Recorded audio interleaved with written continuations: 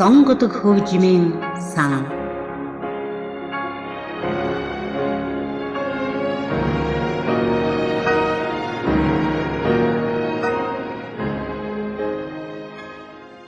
Сайн байцгаана уу эрхэм сонсогчдоо. Сонгодог хөгжмийн сан нэвтрүүлгийн энэ дугаараар Грэммийн 3 удаагийн шагналт, ЮНЕСКОгийн сайн санааны элч, Испанийн алдарт дуурин дуучин Монсеррато Кабальén амьдрал уран бүтээлийн тухай нэвтрүүлгийн эхний хэсгийг хүрэхээр бэлтгэлээ.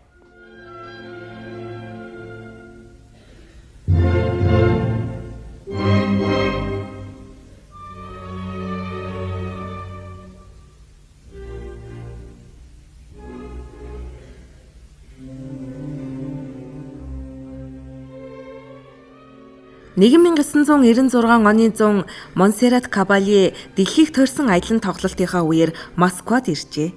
Их театрт болсон түүний тоглолтын билет гар дээр $50-60 хүрсэн гэдэг Оросд өмнө нь сонсогдоогүй. Монсеррато Кабальég Грекийн нэрт дуучин Мария Калласыг залгамжлагч гэдэг. Түүний тухай Испаний нэгэн судлаач нэгч сопран түүний амжилтыг эвдэж чадаагүй юм 3800 тоглолт гэж бичсэн байлаа. Тэр дуулаачийн бүхий л төрөлд онцгой авьяаслаг, чадварлаг дуучин байсныг 1991 онд Фредди Меркьюритэй хамт дуулсан хит дуу Барселонаас нь мэдэж болно. Ингээд хамтдаа дуугаа сонсоцгоё.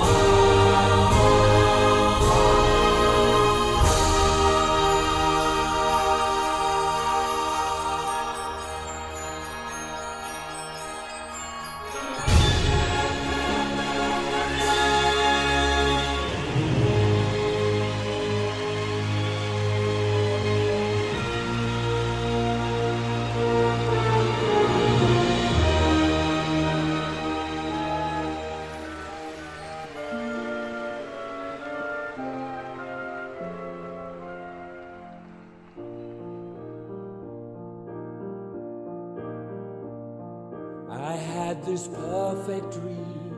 Sueño me volvió. This dream was me and you. Tal vez estás aquí. I want all the world to see. Instinto me guiaba. A miracle sensation, my guide and inspiration. Now my dream is slowly coming true.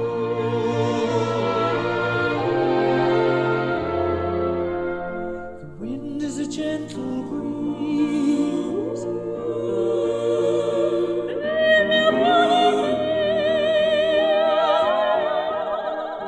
The bells are ringing out. They're calling us together, guiding us forever. Wish my dream would never go away.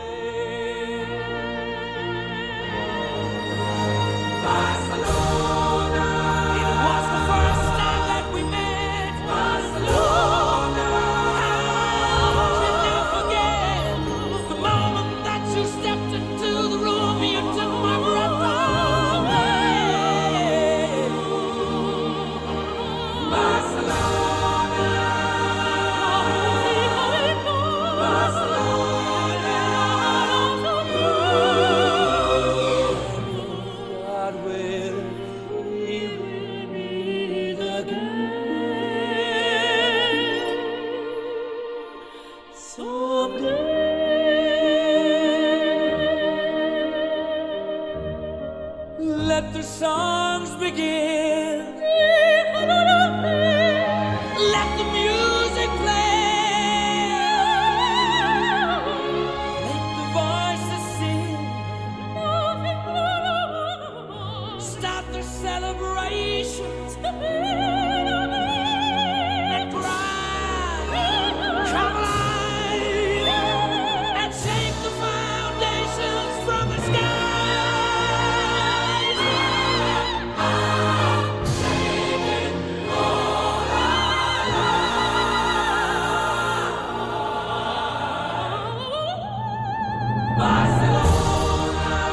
Such a beautiful horizon. Like a jewel in the sun. Por ti seré gobierno de tu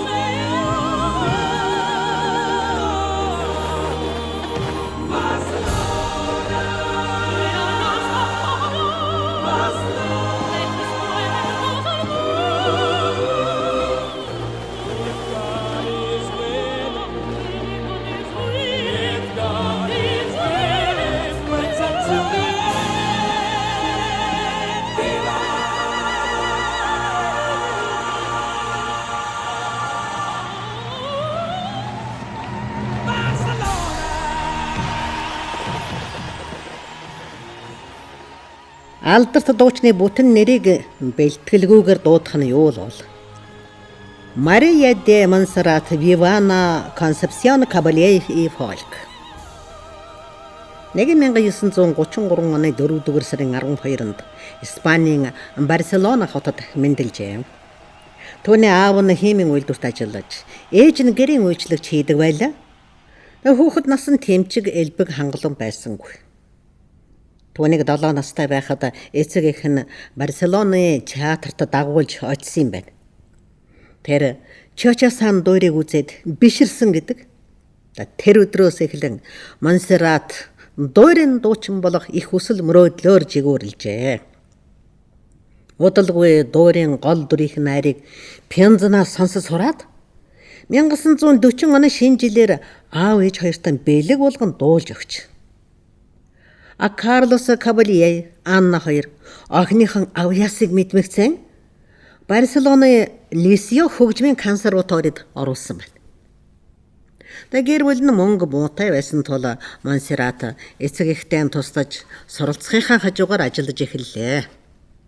Сүлжмэлийн үйлдвэрт, дараа нь дэлгүүр, оёдлын цехад ажиллаж байлаа. Сургуульд тэр төгөлдрөхөөр дуулаачийн мэрэгжлэр суралцаж, нэмэлт орлогоороо Франц, Итали хэлний хичээл заалгаж эхэлсэн байна. Төгсөлтийн шатанд хамгийн өндөр оноог авч Лисио хөгжмийн консерватороо алтан медальтай төгсжээ.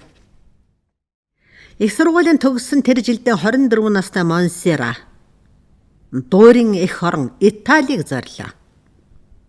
Итгэл өвөрлөн явсан түүнтэй нэг нэрд гараагүй менежер тааралдаад ийм бие хаатай байж гэртээ сууж байсан чинь дээрдээ гэж хэлсэн гэдэг.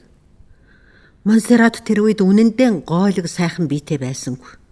Ихэд сэтгэлээр унсан дүүгээ хараад төрсөн ах Карлос нь түүнийг ятгаж ихэлсэн ажлаа орхиж болохгүй гэж зөвлөөд өөрөө менежер нь болохоор шийдсэн байна. Алдарт буйны ажилтан Белтран Матагийн ивэл нь залуу дуучныг Базелийн дуурийн театрт ороход нь тусалсан юм байна.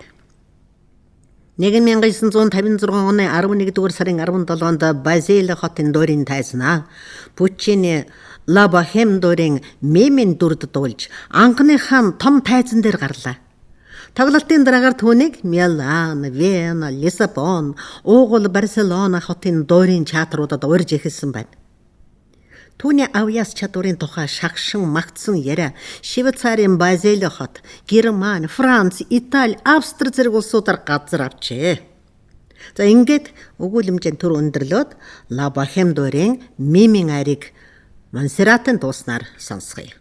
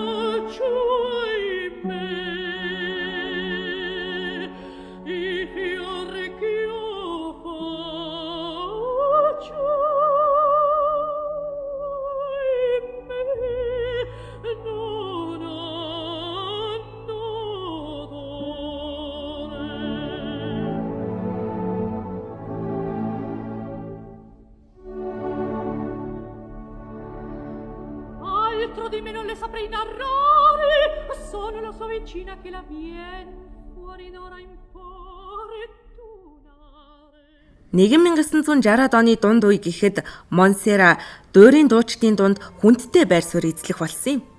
Испани дуурийн дуучдын дээд шагнал болох католик Изабелла хадагтай цолыг хүртсэн байна. 1965 оны 4-р сарын 20-нд Нью-Йоркийн Карнегийн хоолд Доницетийн Лукреци Боржа дуурийг концертын хэлбэрээр тавих болжээ. Бүх зүйл бэлэн болоход гол дүрийн эмэгтэй жүжигчин өвдсөн байлаа. Тэгэд Монсерратад санал тавьсан байна. Энэ тийм амар үүрэг байсангүй. Гэхдээ тэр боломжийг алдахгүйгээр шийджээ. Тайз руу гарч явах замдаа сандарснаасаа болоод золтой л гутлынхаа өсгийг хугалж хаагүй гэдэг. Тэр дуулж дууслаа. Юу болсон гэж санана. 25 минутын турш нижгэнсэн алга ташилтаар үзэгчид түүнд бэлэг барьсан юм. Ингээд нэвтрүүлгийн эхний цувралыг түүний дуулсан Лукреция Боржа дуурийн аригаар өндөрлөе.